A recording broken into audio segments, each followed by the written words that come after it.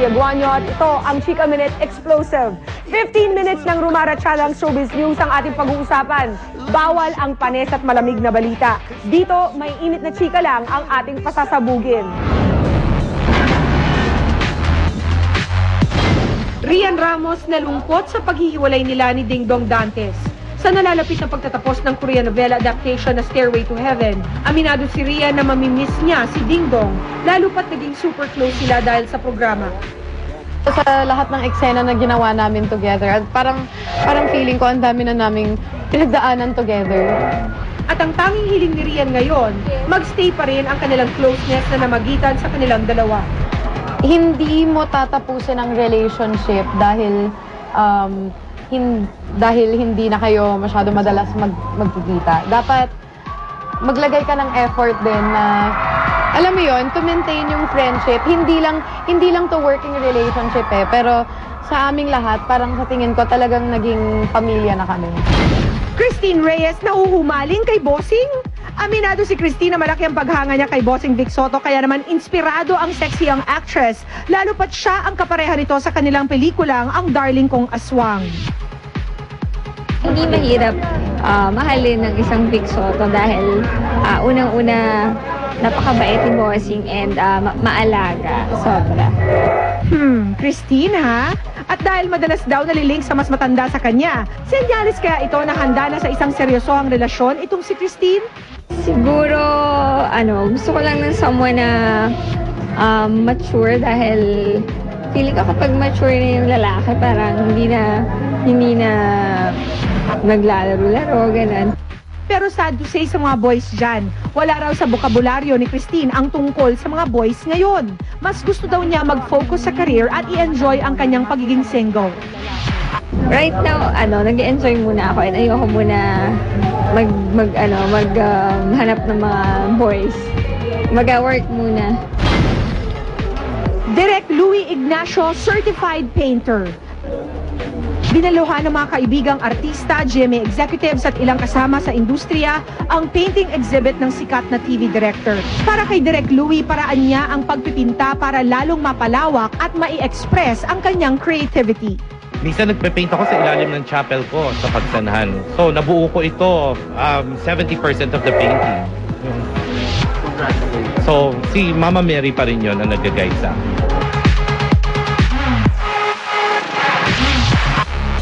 Congratulations, Louie. I'm speechless. Hindi ko akalain na ganun kahusay pala si Louie pagdating bilang pintor. Bravo, Direk Louie. Napakaganda ng mga gawa ninyo. Sana po magtuloy-tuloy. China Ortaleza may bagong kinakarir. Di lang pala sa pag-arte sa harap ng kamera, magaling itong si China. Pati pala sa likod ng kamera, kumakarir din siya. At take note, hindi bilang kontrabida sa isang drama, kundi bilang isang stylist sa kanyang kapwa kapuso stars. Mahilig lang talaga ako tumulong sa mga friends ko, sa mga brothers and sisters ko sa Artist Center. Pag nangangailangan sila ng konting advice, kung okay ba yung damit nila, ganun. Tinutulungan ko lang din sila. Hindi pa tapos ang ating chikahan. Marami pang may init na chika sa pagbabalik ng Chika Minute Explosive.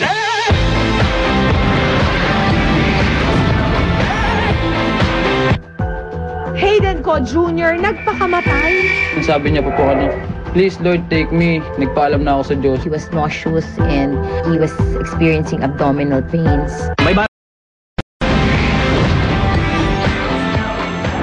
Mas eksplosibong revelasyon, eto sasabog na. Hayden Ko Jr. nagpakamatay. Marami ang nagtatanong nito matapos ang biglaang pagkakaospital ng kontrobersyal na doktor nitong December 3. Bago isugod sa ospital, nakita umano ng mga saksi na wala sa sarili ang doktor sa isang taniman ng pinya sa Cavite. Dumudugo pa yung injection niya rito tsaka dito. Dumudugo pa. Tapos ang itsura niya, punong-puno ng laway, punong-puno ng uhog, yung sipon, punong-puno. Tapos kinakaskas yung ulo dyan sa ano. Sinasabi niya po kanina, "Please Lord, take me." Nagpaalam na ako sa Diyos. Tapos nung kumontak na po sila ng ambulansya tsaka po yung mga polis para po madala po si Doc Hay dun sa ospital. Tumayo po siya. Nagbalak pa po siya tumalon doon sa bakod kasi po mataas po yung kabila eh. Pinigilan po siya ng polis. Pero itinanggi ito ng mga abogado ni Hayden. Abdominal flu raw ang sakit ng kanilang kliyente. As far as I know, he was driving towards Tagaytay in the area of Cavite. He had to stop the car because he was nauseous and he wanted to throw up. So there was successive vomiting and he felt very weak already and he was experiencing abdominal pains. Pero aminado naman ang mga abogado na dumaranas na matinding depresyon ng doktor dahil sa pagkatanggal ng lisensya nito. Ilang buwan na raw kumukonsulta sa psychiatrist si Hayden. It's a very serious thing to revoke one's license, and we had said in our appeal or motion for reconsideration that it is very harsh for you to revoke one's license, especially since he was not the one who caused the dissemination of the videos. Ayaw namang kumpirmahin ng best friend ni Hayden na si Mo Twister ang balitang nag-suicide ang kaibigan. From now, it's not whether he committed suicide, or he attempted to commit suicide. It's not whether he has an intestinal flu. That's not the issue. My issue for him is, let's get some help. Let's get your life going back together. You're a doctor, you're a student, you have a very good life. I would trade mine for yours any day, and there's millions of us that would do the same. So I think he really needs to shape up. Naglabas na ng opisyal na pahayag ang Ko family tungkol sa kontrobersya at di na muna sila magpapa-interview.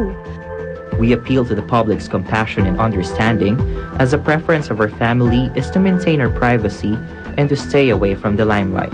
Please allow our family, most especially our son, to deal with this matter in private. Pati di umano'y ang dating girlfriend na si Dr. Vicky Bello at sinasabing huling kausap ni Hayden bago na ospital, tikom pa rin ang bibig at umiiwas sa intriga. Kung napasok kayo sa mga chika namin, eto pang isang mainit. Mga hot na Japanese hunks na nagpakilig sa ating mga Pinoy sa pagbabalik ng Chika Minute Explosion.